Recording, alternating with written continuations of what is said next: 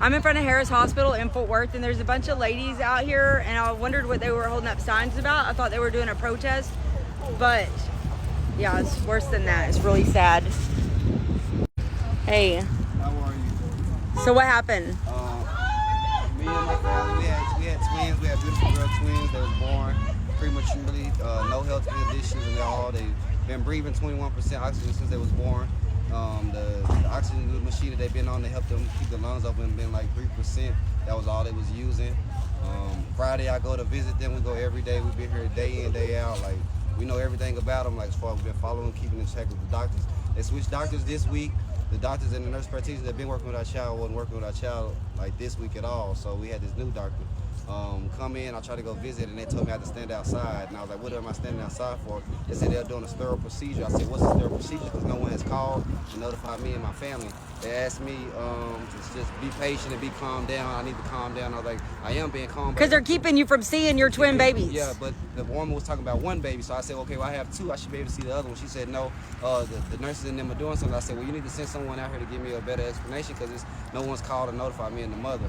So 10 minutes go by, she come out and she was like, Dad, your baby had a upset stomach earlier, and when I went to her bedside at 8 o'clock, I noticed that she did kind of seem pale. She was pale, but the vitals seemed okay to me. She said at 11:30 I went to check again. At 11:30 I also noticed that she was pale again. She said, so I then notified my superiors. I asked her, I said, this nurse name is Blanca P.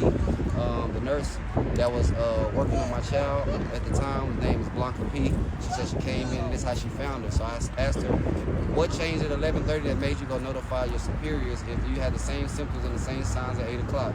She said, well, I've been a mother at the NICU, so she said, I didn't think that was alarm. I said, how is a pale baby not a sign of an emergency? How is a pale baby not a sign of an alarm? She said, well, I think I made the right decision as far as what I decided to go tell my superior. I said, you don't get paid to think. So she said, I need to call my boss. So the lady came, which is Sandra Simpson. Sandra Simpson came in. I asked her numerous questions. Every question I asked her, she deflected on. She kept telling me, any more questions, any more questions. I asked her about the oxygen level. Why did the oxygen level was so high? I asked her. Did you know at this point your baby had passed? I kind of just prepared it. Like, God showed me already what was going on. And I was just trying to just stay strong, but pay attention.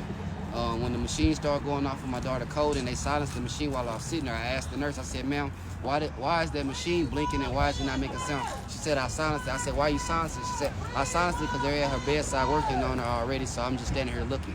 But at the time she was coding. When she was coding, they told us that me and the grandmother would have to move to the side and get out the way. I asked her why we have to leave out. Like, we're not leaving, we're not going nowhere. So we stepped to the side. In the midst of that, they started intubating my child and stuff. I asked her, you haven't got none of this permission, and they was trying to cover it up.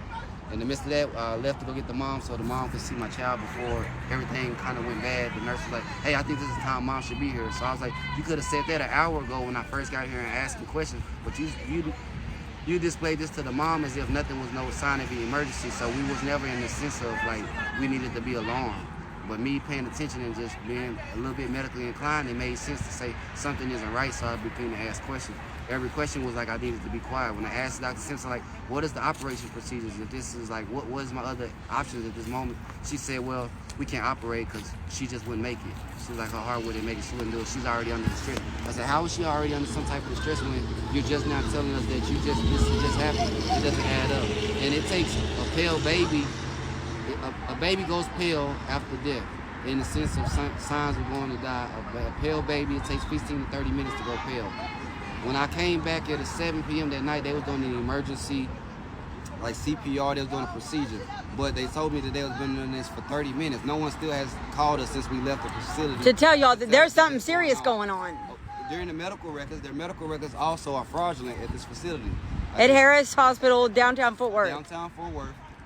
I received some of my medical records that's on the phone and on my chart. I had them received. When I looked at my chart, there's doctors and nurses that are on here that were not present at that day. When asked upon why is your name on this paper or were you here today, I was told that I was not here, I was not present. Can you please explain to me how your name's on this paper? I said, because that is a forfeiture. That is fraudulent. I was informed that can happen. I said, that's unacceptable. You cannot happen because I can't get on this computer myself. I'm so sorry, y'all. I don't even have the words. I'm a twin mom, and I lost my son last year, and I'm so sorry for y'all. I'm so And my heart goes out to Can I give y'all. you a hug? Yes, can I give you a hug? I was gonna ask the same thing. I'm so sorry for y'all, and I'm gonna pray for y'all. Thank you so much. Thank you. What is y'all's name? My name is Kenneth, and my fiance name is Samaria. Kenneth and Samaria? Samaria. Okay. All right, y'all take your other baby home? We're trying to get her moved. They told us it's an insurance thing. So I'm gonna pray for y'all. They've been giving us a lot of information that's like they don't want to answer any questions. I was told by their chief executive director's nursing officer, Jennifer Chavez, and she told me that they're unable to answer any more questions for me. That the lawyer will be getting in contact with me. So. Well, I'm gonna put this out. I did it on my TikTok. I've just got like 14,000 on my TikTok, 18,000 on Facebook. It's not a whole lot, but Can I take a picture of your profile?